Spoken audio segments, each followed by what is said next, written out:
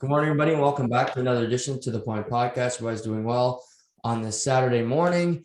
And Saturday, that means college football. And we have a full slate of interesting games this weekend, not just the SEC teams, makes it even more interesting for me and my guest today, the guy that you guys all know loves college football as much as me. And we're going to break it all down today. But Writer, thanks for coming back on the podcast, man. And I know you wanted to talk about your Stacy, your boss's son's game last night.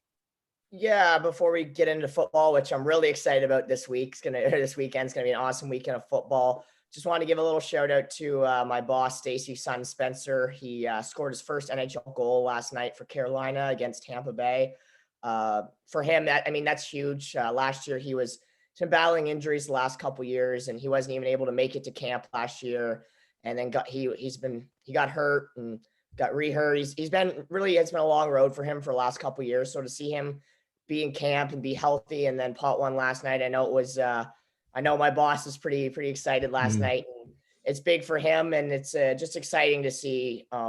Champions hockey kind of started in 2007 with the whole idea of just getting more ice time for kids around the city. And right. Spencer was a big reason why Champions hockey started, was to get Stacy wanted to get more ice for his son, and Dax wanted to get more ice for his son. So it's kind of nice to see, kind of the first product of Champions hockey kind of bear one in the NHL. So just happy for Spence, and hopefully he can keep going. And, whether or not he cracks the squad, hopefully gets to the A and plays well, and hopefully gets a call up this year. But just want to say congratulations. It's, not too many people can say they potted one in the NHL.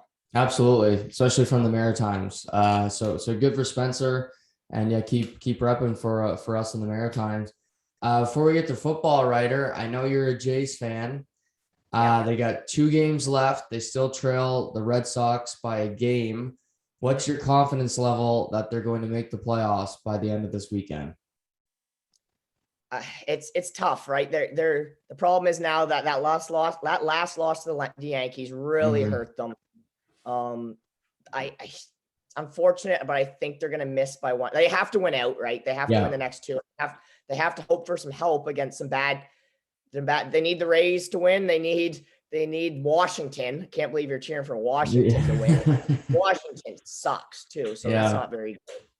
But to me, this all boils back to not right now. Like, the Jays have been playing good ball for the last 2 months. You got to look at the start of the season where they're losing games that they shouldn't have lost, and that's putting them in this position, right? In my opinion, they lost so many games in May and June that were games that losing series that they should have won. And now you're in this position, and, good teams don't put yourself in this position, but hey, they have an opportunity. There's 2 games left. Good for them. They've gone on a run. Their pitching has been a lot better. Yep. If they sneak in, they're dangerous. They could go on a run if they sneak in, but they have to win out, and they have to hope for some help. But hey, there's 2 games left, and you're in a playoff run. So it's an exciting time to be a Jays fan. Yeah, no, I agree with all of that. And they took too long to rectify their bullpen. That's just kind of how they had leads in the 7th, 8th inning, like you said, in May and June, and they just threw them away. And they got Simber, they got these other guys, but it took too long, and that may unfortunately be their undoing. But you're in a position, and you got Manoah today. I think it's a big opportunity for him, second last start of the season, to kind of put a staple on this season and put himself into the rotation to start next year. So this team's definitely exciting, but I said this a couple of days ago, you don't want to waste an opportunity, because Simeon, I don't think he's going to be back. Ray, I'd like to think he'd come back, but again, this Jays management, I never trust them to spend money. Yeah. So, but yeah, the Yankees lose last night, so you get that break. Seattle also lost to the Angels. So it's a tight race, that's for sure. So pivoting to college football, your Notre Dame Fighting Irish have been probably the most interesting team to start the season, because every game has been, a nail biter. Last week versus Wisconsin, it was close until the 4th quarter. And the score makes it look like it was a blowout, and it really wasn't. It was 2 quick pick sixes. But They're playing Cincinnati. Your coach is Brian Kelly, where he used to coach. Yep. 7 versus 9. You don't get a lot of these top 10 matchups, and we got a number of them today. What do you make of this matchup for your Fighting Irish? Well, it would be, it's an obvious statement for me to stay, but it's the biggest game of the year for both teams. Yeah. Probably the biggest game in Cincinnati football. I would maybe history, but at least in the last 10 years. For sure. For them, for Cincinnati, it's an opportunity to tell everyone that, hey, we deserve to be in the top 4. Mm-hmm. For Notre Dame, it's the same reason. It's now Notre Dame's been kind of up and down, but you know what? When you look at the record, they still have an undefeated season. Whether they scratched by a couple teams that they probably should have beat by more. But I said this at the start of the year that Notre Dame isn't going to go undefeated this year. I mean, now they're giving us an opportunity to, but Notre Dame they took a step back in the offseason. Like today, this is a rebuilding year for Notre Dame, even though they still have some pieces.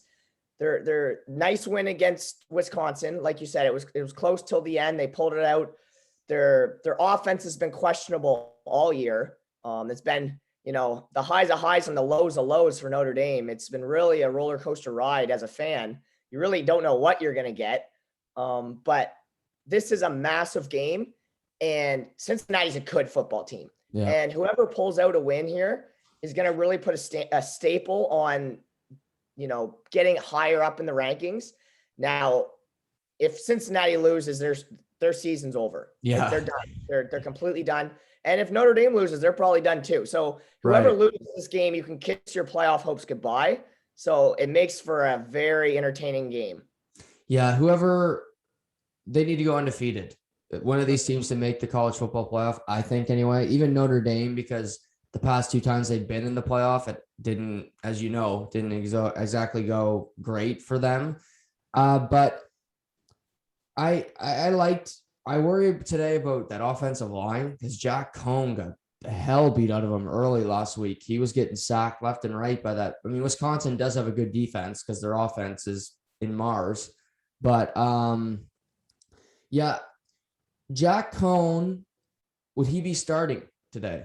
If you're Brian Kelly, does he get the start? Well, that's the $1 million question, isn't it? Right? Yeah. It's Jack Cohn.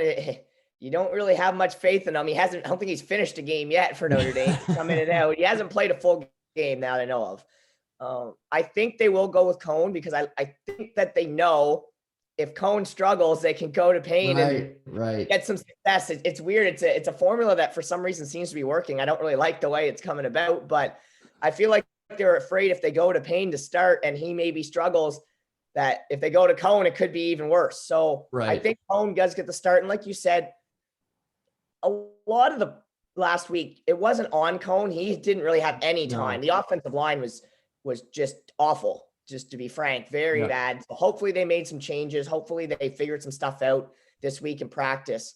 But I think they'll start with Cohn, but he's on a short leash. And as you noticed with Brian Kelly, he's not afraid to switch it up.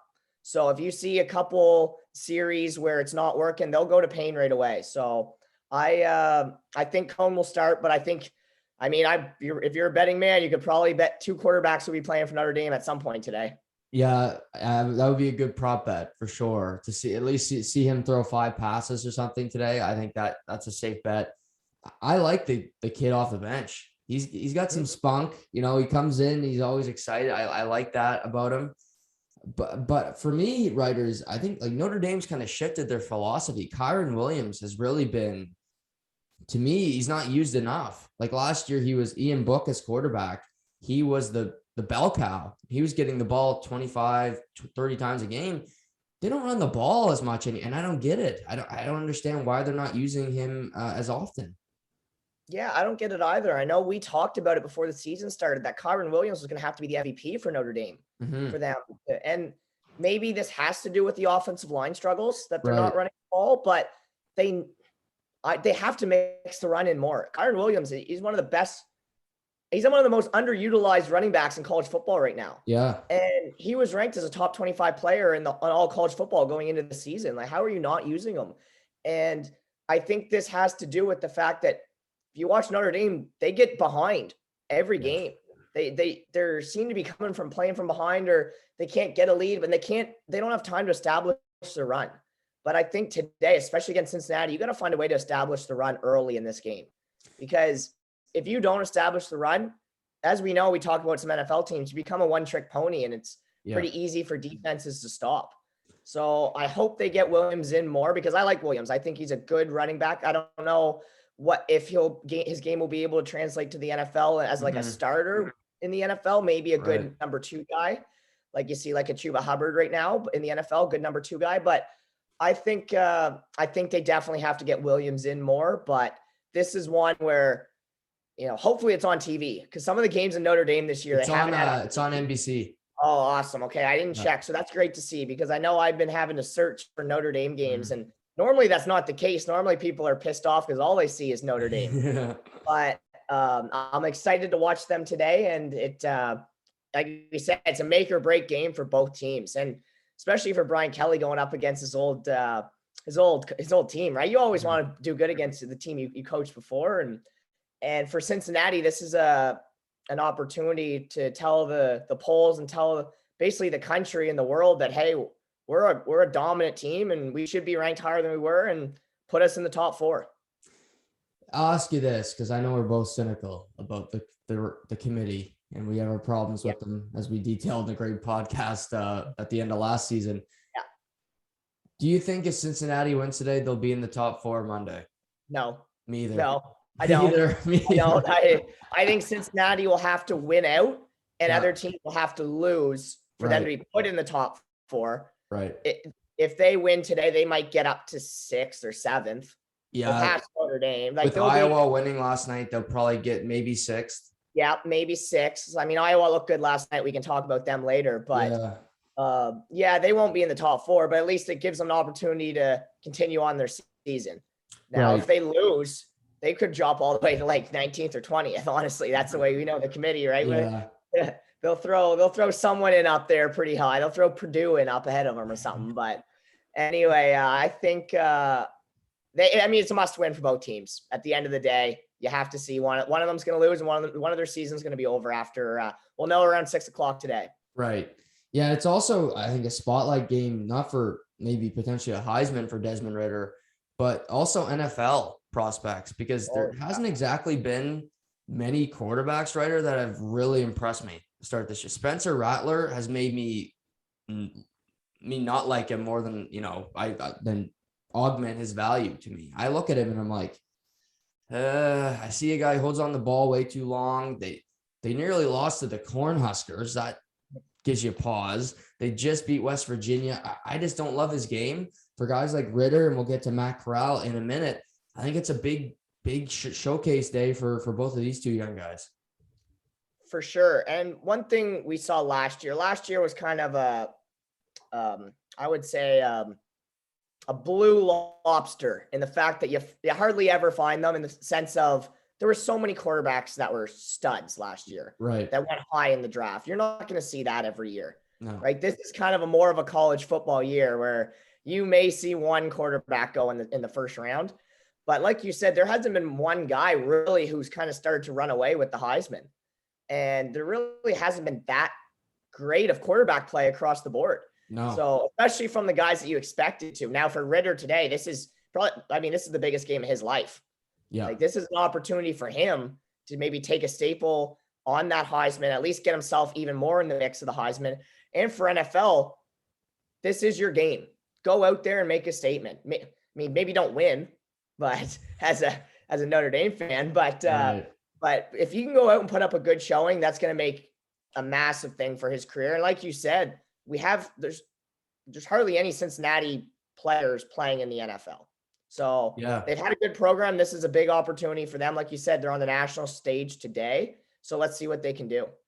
Yeah. And could be a game breaker today is Kyle Hamilton for your Fighting Irish. That dude can just flat out ball. I mean, that guy is going to be he's a first round pick NFL this year. Like, he's that freaking good.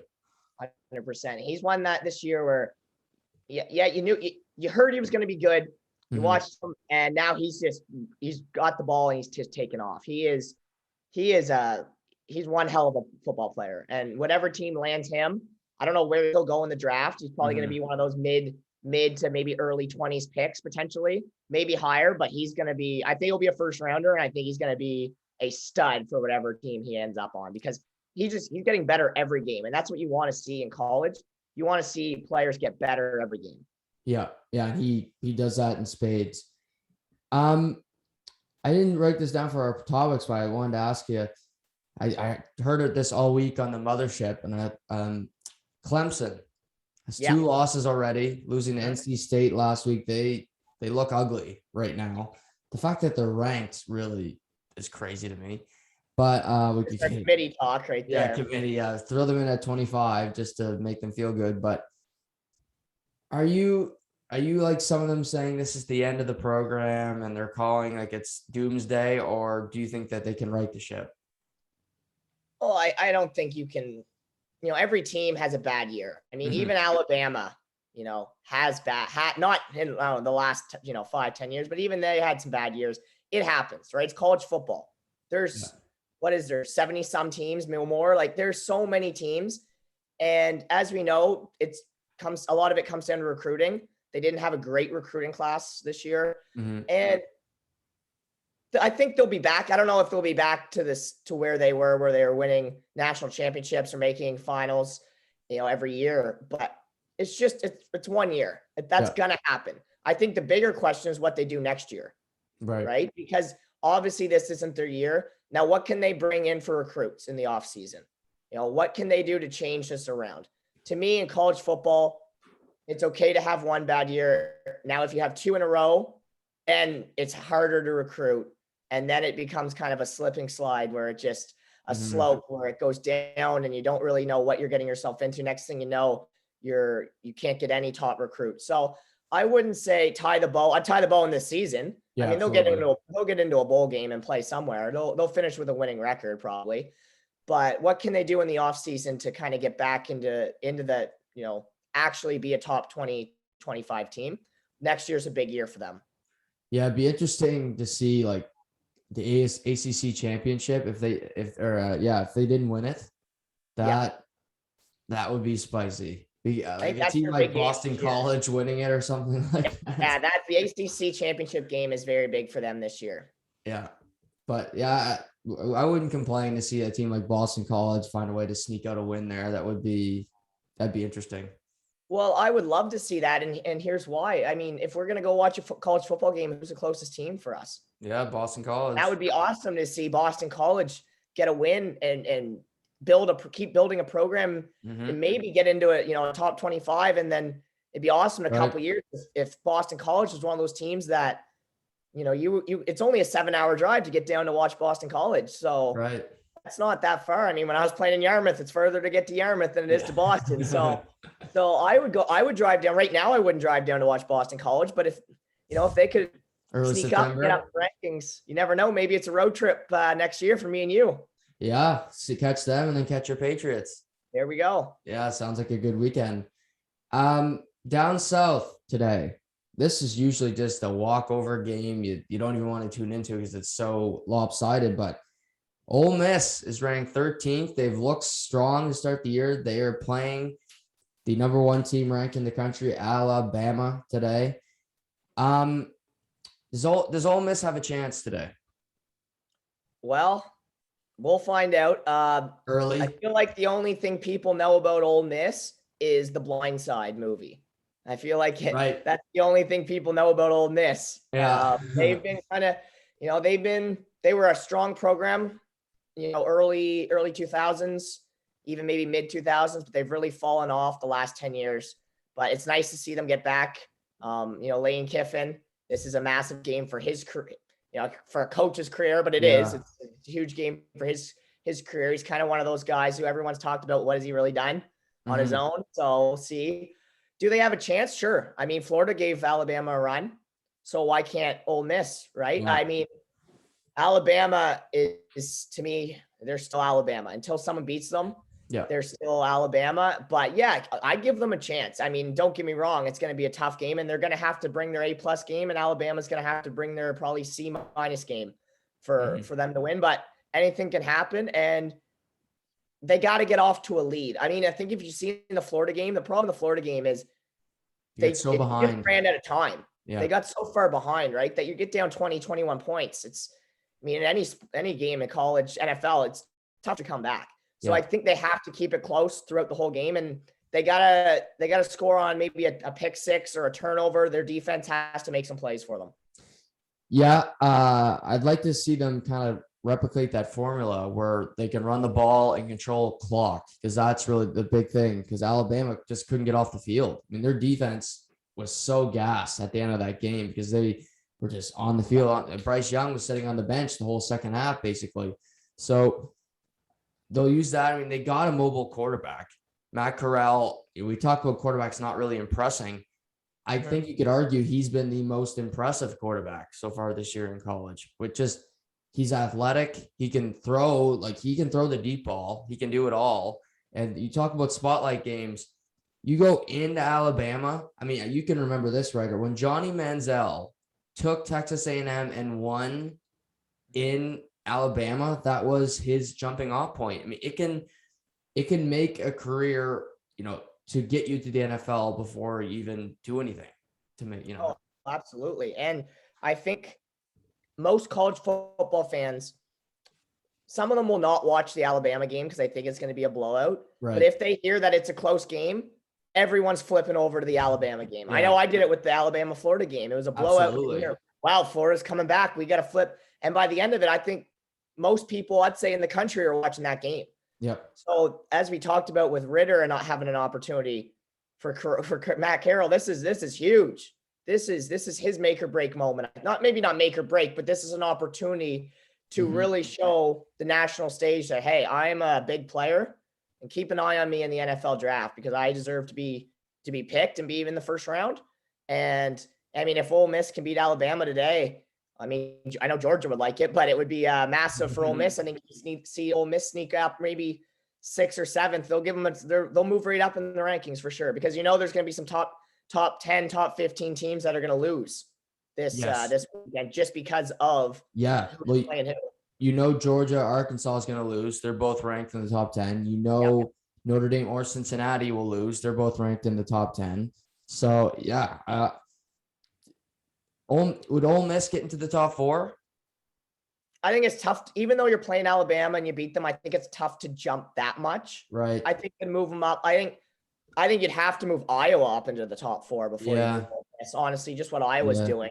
Right. You have to move them up. And I'm a big Iowa guy. I like Iowa, So I would like to see them slide into the top 4. But I think you could have you'd have a case to move them right up to right beside. I think you put them with whoever wins the Notre Dame and Cincinnati game. I think them or Ole Miss would flip-flop right around that same spot. Whether it's 5-6, 6-5, I think that's where you have to look.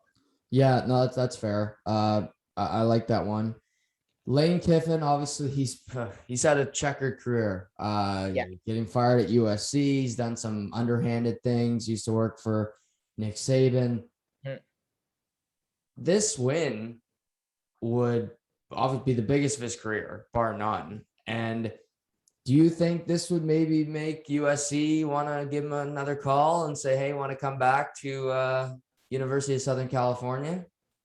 Well, I mean, we still don't know. I like we said, I wouldn't count out the guy in Jacksonville at the USC yet, the way that shit's going. But USC, they're in the hunt for a coach. I mean, Kiffin, he did some good things there. That they were a strong program when he was there. I mean, they did axe him. But you never know. Everyone loves a homecoming, right? But I don't know. I don't know. I know it's going to be big for his career, this game, playing against Alabama, who used to work under Saban. Yeah. Lane Kiffin's one of those guys who everyone talks about him, and you kind of wonder why everyone's talking about him. You know what I mean? It's like, why are we talking about Lane Kiffin again? This guy, in college football, sometimes you find you're talking about the coaches more than you're talking about the players. Absolutely. Which I think is not really fair to the players. Like Clemson, all they're doing is talking about Dabo Swinney and how, can we focus on the players on the field? But to me, yes, this is a huge opportunity for Kiffin to kind of, obviously beat Alabama, the best team in the country for the last 5 years, and to show, hey, I turned a program around in Ole Miss. That's, I think, the biggest thing, whether or not this leads to another coaching opportunity or not. Just the fact that, big schools love seeing a coach go in and turn a program around from a team that wasn't very good into a powerhouse. That's how you get an opportunity. And whether it's a higher up college team or the NFL, that's how you kind of make your staple. So this is a huge game for that coach. Yeah, absolutely. And it might just lead to a pay raise at Ole Miss. We see that happen a lot too when your name's in the mix for other jobs. Yeah. And I think this is a big game for Bryce Young as well. His first couple starts, he looked really strong. In that Florida game, he had a great first half, but then in the second, like I said, he wasn't really on the field. When you're playing Mercer, it's hard to really say if you play well or not because it's Mercer. But you got a tough opponent. It's at 2 SEC schools. I think this will be for the nation. This will be a spotlight game to see what Bryce Young's all about. Yeah, I think this is a big one. It's like you say, the kind of the theme of the day. This kind of getting into the middle of the college football season, and this is where you really start to. This is where the games really start to matter now. I mean, they all matter. Obviously, you kind of have to go undefeated to make at least only lose one game to make the top four.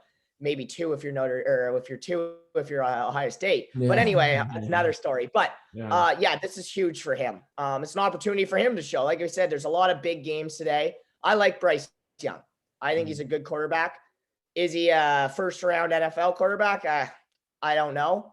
I don't think so. And especially after last year, how many quarterbacks went in the first round? I don't think you're going to see very many go. Maybe one or two. Right. Maybe not. Maybe none.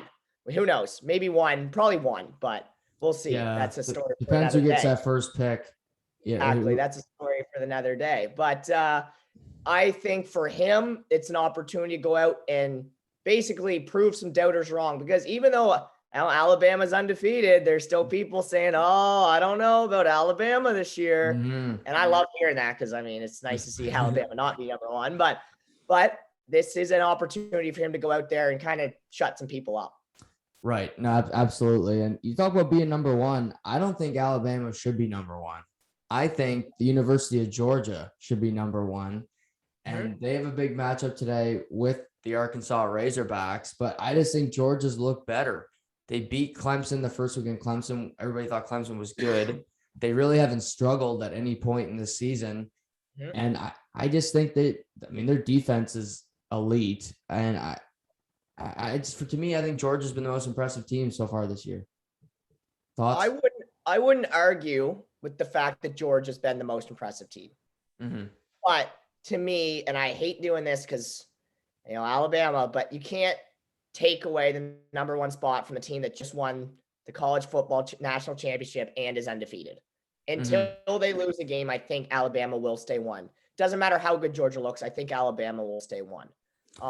It doesn't really matter at the end of the day, 1-2 in college football. I mean, 1-3 is a big difference. Yes. But 1-2 really doesn't matter. But I wouldn't argue that Georgia's been the most impressive team, and I think they've beat better opponents. We'll find out today. I mean, like, huge games for the whole. This is why college football is so exciting today. And I'm so happy. Honestly, I'm very happy I'm not coaching hockey tonight, and I get to watch some college football. As much as I love being at the rink, this is a huge day for college football. And we're going to know a lot by, 11 o'clock tonight. We're going to know a lot about where teams, who they are and what they're really about.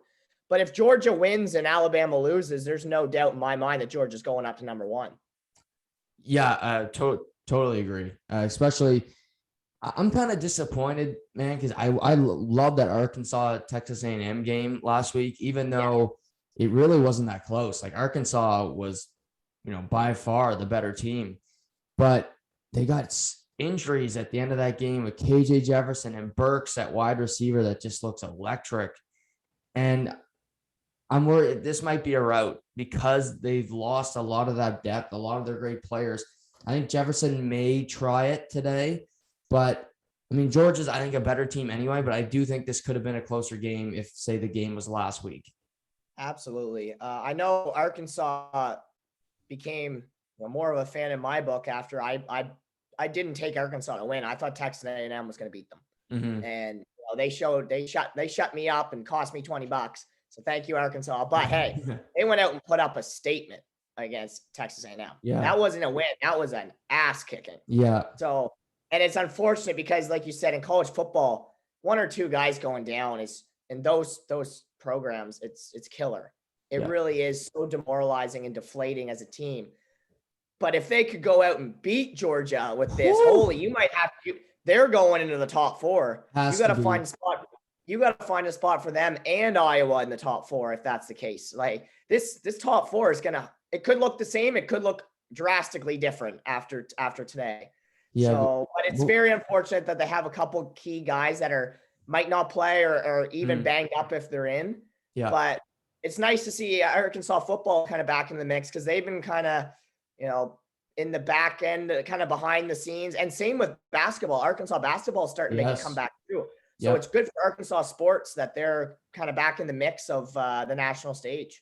Totally agree. And it would make so much sense for them to be ranked in the top 4 if they won this week. But somehow they throw Oklahoma in there, who have looked terrible. But that's what they'll do right here, just to piss us off. And then we'll have to like blow a gasket, me and you, about the committee. Oklahoma was awful last week. They've looked awful for the past 3 or 4.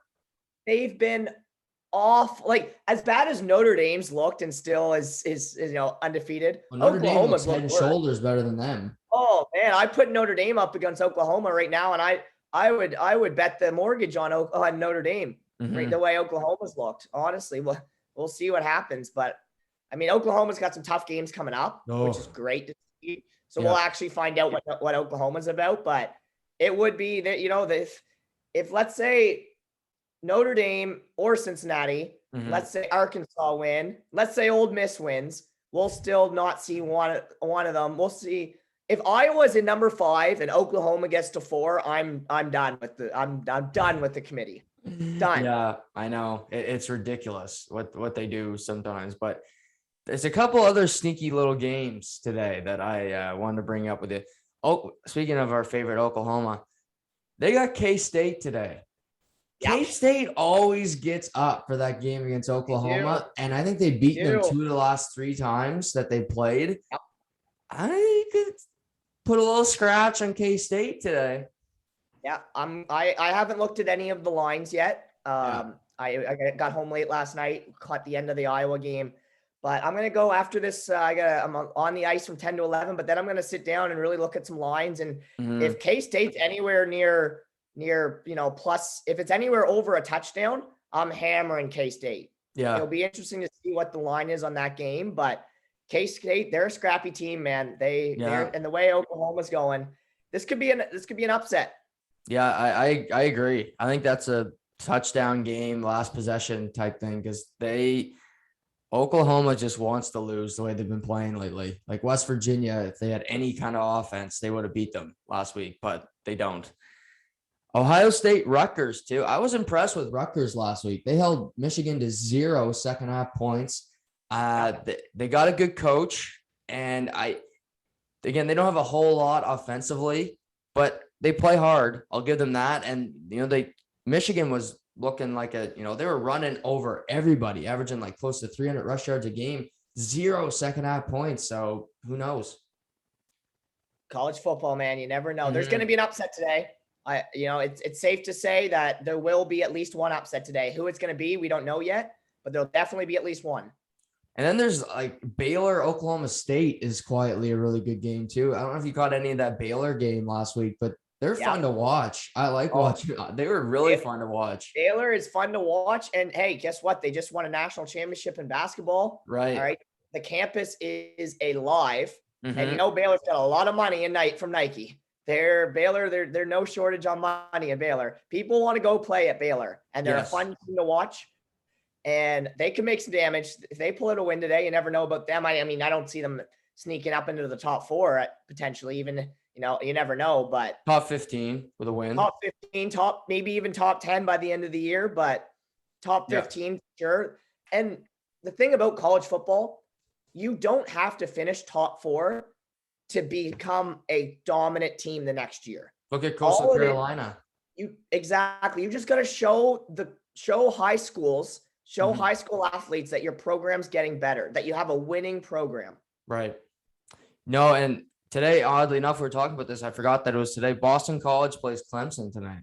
Yeah, exactly. I mean, Yeah, that's one right there that normally it'd kind of be a game you'd be like, oh man, I guess I'll tune in for the first half. right. That's going to be one on the docket late tonight that I'll be watching for sure. Yeah, I think Boston College can win that game.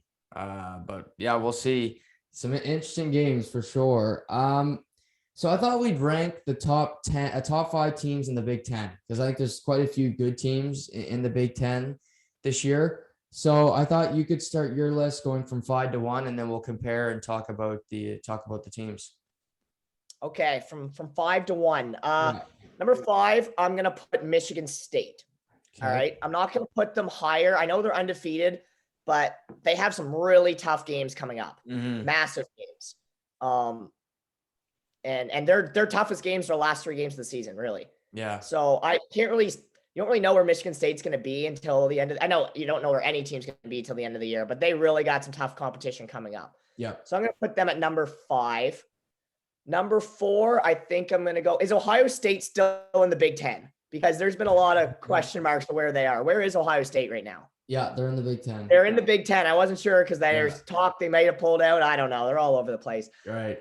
I'm going to throw Michigan at no, I'm going to throw Ohio State at number 4. I was I'm going to throw Ohio State at number 4. Ohio State's at number 4. Right. They're up and down. They're a roller coaster of a team. Yeah. They're still a good football team, right? Yes. Even though you don't like, you cheer against Ohio State. I know I do, but they're still a good football team. So I'm going to throw them at number 4. Number 3, I think I'm going to go Michigan. Michigan's undefeated. They're looking really good. I know they got a little, Rutgers, like we said, kind of shut them down last second half. But all in all, they really haven't had to worry all year. They've kind of been rolling. And this year's been massive for Michigan. I think it's, like we talked about last year, there's kind of embarrassment of what Michigan's been doing the last few years. So very big to see Michigan get back into it. Number 2, Penn State. Penn State's, they're a wagon. They're looking great. They're playing good football. They could sneak in the top 4 by the end of the year. I really like their game. I think it's well-rounded. I think they get it done by committee. Right. I think that their offense and their defense, special teams, I just like the way they're playing. And number 1, Iowa. I love Iowa right now. They go out last night. They said could be a trap game against Maryland. They just go out and demolish Maryland. Yeah. Crush Maryland 51-14. I think that was the final, but not even close. And Iowa's just really put their staple on the Big Ten. I think you have to find a way to get them into the top 4 overall in college football. So I'm going to go. So like I said, Michigan State, Ohio State, Michigan, Penn State, and Iowa are my top 5. Okay. Yeah, we have a lot of similarities. What I like about the Big Ten this year is there's not many great quarterbacks, and it's just really good team play. And I like that from college football. So 5, I went with Ohio State, just because I could. I don't know. They lost. They lost to friggin' Oregon, Pac-12. That always gets dumped on. Pac-12's been pretty good this year. But Ohio State, they're killing CJ Stroud down there. I don't know why. He's a friggin' true freshman. Give the kid a chance to play. But they've looked inconsistent. They've already lost, and I just don't trust the team. Again, Rutgers today could be a sneaky, you talk about a trap game. Maybe they'll blow them out and that'll be the end of it. But that could be an interesting one today. 4, I went with you, Michigan State. I impressive that they're undefeated and that they're ranked, because I don't think anybody thought they would be ranked at this point. But like you said, last year, they were a tire player. They got to play Michigan still. They got to play Ohio State. So that'll tell us how they look, but I do give them credit for at least being undefeated and having a decent start to the season. 3, I went with Michigan. Jim Harbaugh, to his credit, the teams look really good this year. They lost Zach Charbonnet, which I thought was going to be a big loss, transferred to UCLA, but they can run the ball. They can run the hell out of the football. And nobody's really, Rutgers slowed them up, but they can move the football. I like the way they're playing, and they're playing Wisconsin today, a tough defense. So that'll be another good test for them to see what they can do moving forward. Two, I went with Iowa. I just really like Penn State. Fair enough. They're tough. I think they've had a tough schedule to start the year, and they played really well. They've only gotten better as well. Like when they played Wisconsin week 1, that was one of the ugliest football games I've ever watched. That both offenses looked atrocious. But Clifford's gotten progressively better. Jahan Dotson, the wide receiver, he's special. That dude can play.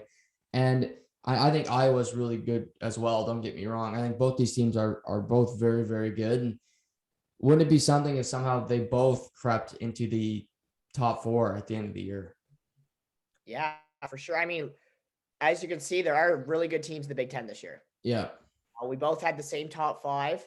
And, you could even make a case for if Maryland would have won last night, you would put them up in the top 5. Absolutely, yeah. There's some good football teams in the Big Ten.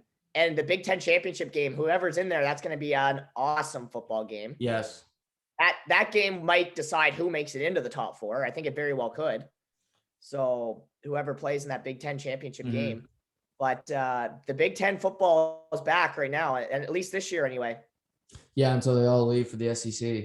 Until they're all gone next year in 2 years. So that's why I asked about Ohio State. You just don't know like whether to even consider them in the Big Ten. It seemed over the next couple of years, we're going to see a drastic shifts in college football of where teams end up and it's going to be weird. It really is. It is. Yeah. I wonder if they're just going to make one big like super conference with all the best teams and then kind of do the NFL model. Yeah, there's been a lot of different scenarios thrown out. I really hope that whatever happens, it doesn't hurt some. I feel like no matter what happens, this is going to hurt some of the smaller schools. Absolutely. Even more. I really do. It's just one of those things. Like, let's say they make a super conference and they leave out like the Pac-12. Then it's like, well, now that they're like, it'll be interesting to see what they do, but I really hope it doesn't hurt some of those smaller schools that have good programs.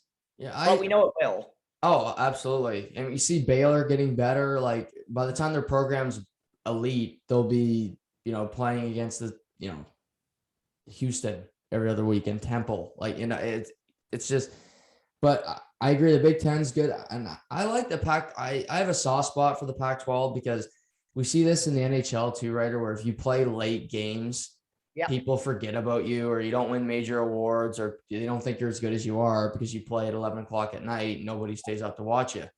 And like Oregon's good. UCLA did lose, but I still think they're a very good team. Fresno State is underrated, a good team. Even the Sun Devils aren't. BYU won last night. They're ranked 13th. So I think there's some good teams in the Pac-12 this year as well. 100%. I also like the Pac-12, and the best thing about the Pac-12 is if, let's say you missed all the games all day, or let's say you just want to have a full-on college football day and catch the late games, you're going to watch good football at the end of the night. Yeah. You're not watching nobody play. You're watching good teams, and it's unfortunate where they are, where their time zone is, that they don't get more credit. But there's some good football teams out there, and I really hope that in the next couple of years, whatever movement happens, it doesn't hurt the Pac-12. Yeah, no, absolutely. So the Final Four, if it was up to you today, we'd love to be in control of this, but we're not the committee. So there's only 4 teams that can play at the end of the year at the two big bowl games. Right. For you, from 4 to 1, who are your Final Four as we sit right now? Oh man, number 4 is going to be Penn State. Okay. Like this is going off of who I think are the best 4 teams. Right. Okay. This isn't going off what the rankings are right now. Yep. Absolutely. Who I think are the best 4 teams. Okay. I think 4 Penn State. I think 3 Iowa. I think 2 Alabama, and I think 1 Georgia. Yeah, we're very close. I got Georgia, Alabama. I threw Penn State at 3, and I put Oregon at 4. I have Iowa, like I put 5th, like I put just outside, I put Iowa. And then honestly, like Oklahoma would not be 6 for me. Like that makes they'd be 9th to 10th. Yeah, like they're not there. Like get out. Like we don't want, I think You mentioned Cincinnati, Notre Dame. They're better than them. I believe Michigan could beat Oklahoma. Mhm. Like, so even Florida. I think Florida is, so, but yeah, I like Penn State a lot. I've talked about that. And Oregon, they have an impressive win against Ohio State. Again, they're still a good football team, as we talked about, especially beating them in at the shoe. That's Oh, a big 100%. win. And they always look consistent. Yeah. I think they got really good coaching down there, and they're winning without Kayvon Thibodeau, who's projected to be the number 1 pick in the draft. So Yeah. that kind of tells me this team can even go to another level. For sure. For sure. I mean, that's a massive. I thought when he went down, I thought you could probably cancel their season, to be honest with you. But they've really proved the doubters wrong there. But I think either way, whether you put Oregon or Iowa in, I think it just shows that there's some really good teams that are getting the credit they deserve. Right. Absolutely. And if Penn State, Iowa, or Oregon are in the Final Four, I would honestly be stunned. Yeah, it's like I said, we're gonna have to see upsets. It's sad. But we're gonna have to cheer for a team to upset someone for that to happen. Right. Because it's even with Alabama, say Alabama wins against Ole Miss and they beat A&M. If whoever loses against Alabama, Georgia, they're still both getting in. Yeah, exactly. Which, again, you could say it's fair because they both are great teams, but at the same time, well, Penn State, it's not like they're playing Mercer. Like, they had a tough schedule too. They beat the Ohio State, who the committee has to have in there every year. So, the freaking committee. Yeah, I hear you. But the good thing about college football is we're going to know a lot more here in about 12 to 14 hours. Right. We're going to know a lot more about the landscape of college football after if it would be, like I said. So let's throw a predicament out here. Let's say Ole Miss wins. Okay. Let's say Notre Dame wins, just Notre Dame or Cincinnati. Okay. Or Notre Dame or Cincinnati. Yep. And let's say that Arkansas wins. Let's go crazy and say all those teams win. Right. I would love to see the top 4 next on Tuesday or Monday or Tuesday when they announce the rankings. Yeah. I don't know how Arkansas is in there. Yeah. It would be interesting to see. It's going to be there. I hope there's at least one upset out of those 3 I just said. I hope at least one of those teams win. Right. So beyond your fandom, yeah, if you had to pick one game and you could only watch one today, you can watch the whole thing. Out of Georgia, Arkansas, Ole Miss, Alabama, or Notre Dame, Cincinnati, which game are you watching? Wow. That's tough. That's tough. I think I'm watching the Notre Dame game, and here's why. Not because of my fandom. I think I'm watching it because I know that no matter which team I watch, one of these teams, there's no point in me watching again because there's no chance of them making the finals. Right. Yeah. There's no chance of making the top 4. Right. So I think the season's on the line for both these teams, where I think in Georgia and Alabama's case, the season isn't on the line. Totally agree. And I also think it's the game that's going to, unless something crazy happens, it's going to be a tight game. Yes, exactly. It's Ole Miss could get routed. That game could be over by the first quarter. I hope not, but it could be. Same with Georgia. They jump out to huge leads. We've seen that this year, and that could happen today. But I think Notre Dame, Cincinnati, that's going to be a 1-possession game going into the fourth quarter. Yeah, and we don't know who's going to be in quarterback for Notre Dame, so that's interesting too. Right. Is he going to see him come in with the cape on like he did last week against Wisconsin to save the day? But yeah, no, it's been a great season so far. A lot of upsets, and this is, for me in recent memory, this is one of the best Saturdays that I can really recall. There's a lot of really good matchups today, and I can't wait to watch it. I am so excited for today for college football, and these are the days where this is where people get mad at us, where they're like, wait, it's a Saturday and all you want to do is watch football? Yeah. Like, yes, that is exactly what I want to do. Yeah. Like, it's college football. I know it's not huge around this part of the world in Atlantic Canada. There's not that many college football fans, but if you're a college football fan, today's the day to tune in. This is it to tune in. So I really hope we see some good games this week or today. And I think we're going to. I totally agree. And no, you're right. My mother asked me yesterday, like, got any weekend plans? And I'm like, Yeah, the couch football. Yeah. And like tomorrow there's some great NFL games too. And I'm just like, yeah, no, like don't text or call. Like I'm busy, you know. And Sure. NFL, how about them Raiders? How about those yeah, Raiders? your Raiders are looking good. Derek Carr, MVP front runner. Oh, man, I don't know. I mean, hey, that hot take, it's still very early in the year, Mm-hmm. but they're playing well. First place. First place, right? The Raiders. First place. No, both of us have looked pretty good. So I sent you that offensive defensive players of the month: Derek Carr on offense and Von Miller on defense. Exactly, right. Apparently, we know something. Who knows? Yeah. Apparently, Who knew? Who knew? But great weekend of college and NFL football coming up. This is the time of the year where you really get to see what teams are all about. Yes, totally agree. And the Raiders have beaten some really good teams. My hot take with the Broncos, they got the Ravens this weekend. That would be a statement win for Teddy Two Gloves and that Broncos defense to see if they're for real and to improve to 4-0. But you got a big game Sunday night. I know you'll find a way home after your game on Sunday to watch this one. Yep. Your New England Patriots will host Thomas Edward Patrick Brady Jr. and the Tampa Bay Buccaneers. Where's your head? Where's your heart when you watch this game on Sunday night? Oh, it's going to be some mixed emotions. Honestly, it really is. It's going to be hard to watch Brady in Foxborough wearing a different jersey. It really is. I've come to grips with the fact he's not coming back. Yeah. Brady's been my favorite NFL player since I started watching football. Right. You can't argue what he's done in the league, right? Whether or not you think he's the GOAT. All right, he's won the most championships. So we don't have to go into that discussion, but he's one of the greatest players to ever play the game. And let's see if it's a close game. Let's see if New England can keep it close. I know this is a massive game for Belichick. People are talking about that. I think this game's more important for Belichick than it is for Brady. I really do. Absolutely. I do believe that. I think because Tampa Bay is just a better team. Let's see if New England come up with some schemes. If New England win this game, man, they're right in the playoff hunt. And I know we're talking playoffs already. Playoffs. I don't know, but it's this is a huge game for the Patriots. Let's see if they can keep it close. I'm excited to watch the game. I know that it's going to be exciting Sunday night football, but yeah, it's going to be weird to see for sure. Mm-hmm. But now here's a question I have for you.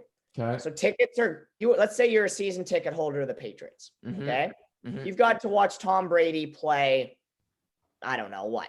Hundreds of times. 100, yeah. 50, let's say 50, 60 times, whatever the case be, more than that.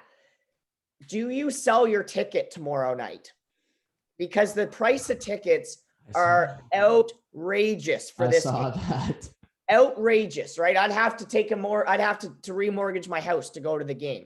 Right. Do you sell your ticket? Let's say you have 2 season tickets. You've seen Brady play. Let's say let's say you're not filthy rich. Let's say you're a medium income family, working class family that, takes their extra money and buys season tickets every year, or has had season tickets passed down to them. Do you sell your tickets? I'm probably going to the game. Probably going to the game. Yeah. I mean, I know if I was my father, he'd be selling the tickets. But yeah, Sunday night football, I think it's just going to be a spectacle, man. You're going to get to see a lot of old Patriots. Like, Rodney Harrison's going to be on the field. That's going to be cool. I think you'll see, I'm sure like Edelman would be there, even though he got honored last weekend. I think they retired his jersey or did something with him. So I just think it's a game that you're going to want to remember, even if it's a blowout. Like, I'm going to watch the whole thing till the end of the game, because I want to see if Brady and Belichick like shake hands after the game or what happens. Like, that's interesting to me too. And especially say New England wins. We both know Tom is very petulant when he loses. He runs off the field and he's all whining, and he ran faster than he did in his 40 when he loses games.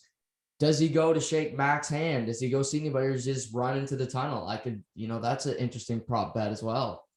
Yeah, there's a lot of, it's going to be a good game. And throwing it back to that, the way I see it, I went to the Mem Cup final 2 or 3 years ago in Halifax. Me too. Halifax made the Mem. You were there at that game too. Yeah. So, tickets were going for $500, $600, $700, Mhm. right? Tickets for the game were 60, right? At that time, I wasn't working full time.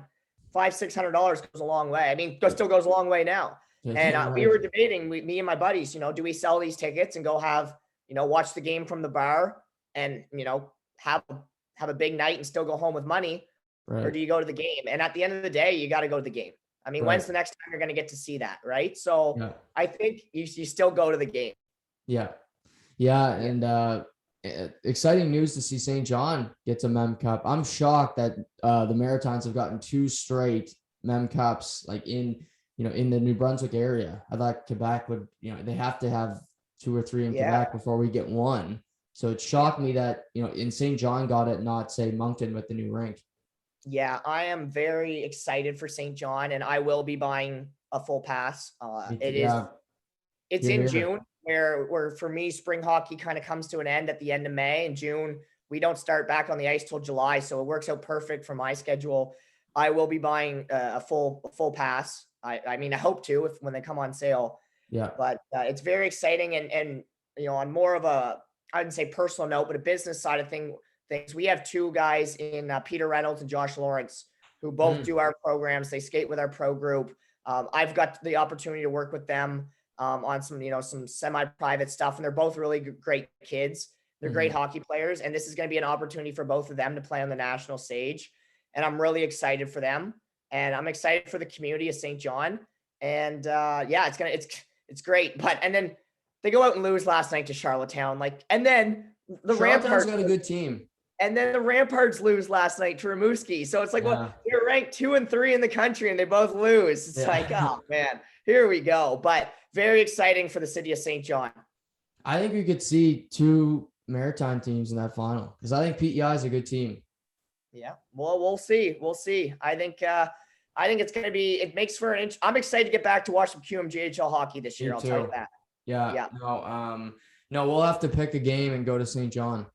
Absolutely. I know PEI plays there at the end of October, so but we'll be talking if you're free. I think that's a Friday night, but yeah, I want to go watch these games too because we weren't able to last year, and I love watching these kids play, especially with St. John hosting the Mem Cup. But Ryder, I know you gotta go cheese some checking clinics, get the kids ready for this season to start hammering each other. But I appreciate you waking up early and getting up with me and talking about college football. So enjoy all the action today, and I'm sure we'll be texting throughout the weekend.